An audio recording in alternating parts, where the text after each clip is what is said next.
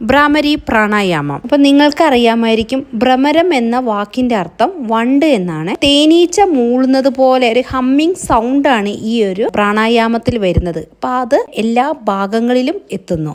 ഈ പ്രാണായാമം ചെയ്യുമ്പോൾ തലയ്ക്കുള്ളിൽ അല്ലെങ്കിൽ തലച്ചോറിനുള്ളിൽ ഒരു വൈബ്രേഷൻ ഉണ്ടാകുന്നു. ഈ വൈബ്രേഷനിലോട് കൂടി നമ്മളുടെ തലയിനുള്ളിലെ എല്ലാ ഞരമ്പുകളിലേക്കും ഈ ഒരു പ്രാണായാമത്തിന്റെ എഫക്റ്റ് കിട്ടുന്നു. ചെയ്യുന്ന രീതി: സുഖാസനത്തിൽ സാവധാനം ഇരിക്കുക. 2 കൈയുടെ വിരലും ചെവിയെ അമർത്തി പിടിക്കുക. സാവധാനം നട്ടെല്ല് നിവർത്തി കൈകൾ ഈ ഒരു പൊസിഷനിൽ പിടിക്കുക. സാവധാനം ശ്വാസം എടുത്തുകൊണ്ട് പതിയെ വിടുക. അതിനുശേഷം വണ്ട് മൂളുന്ന പോലെ മൂളുക.